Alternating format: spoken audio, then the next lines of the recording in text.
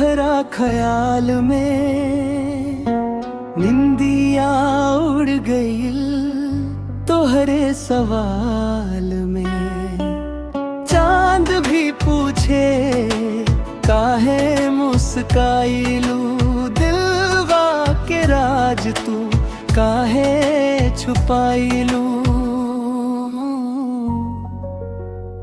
सपनवा में तू आवेलू हो सजनवा, दिलवा के धड़कन बढ़ावेलू हो सजनवा।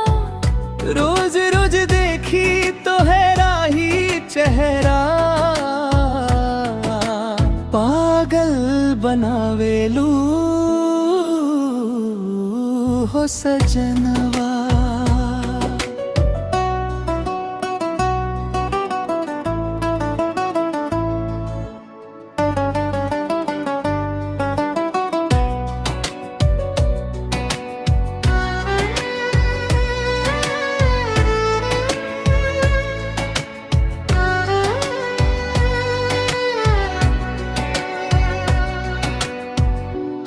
भी कहे अब तो हर कहानी, हर सांस में बस बाड़ू रानी। तू हंसे तलागे फूल खिल गईला, तो हरे बिना मनवा सोना पड़ गईला।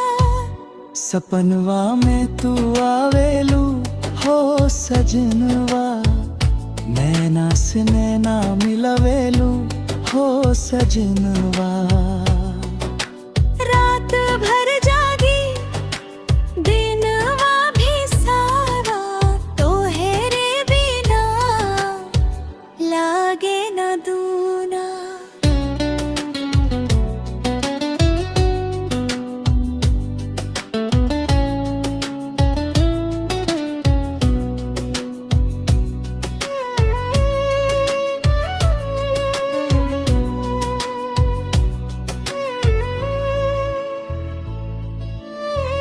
कसम से कहतानी सच्चाई प्यार बा, दिलवा में बसल तोहार ही संसार बा।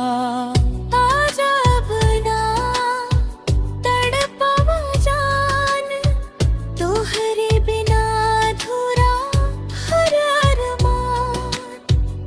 सपनवा में तू आवेलू हो सजनवा, दिलवा के धड़कन बढ़ावेलू हो सजनवा।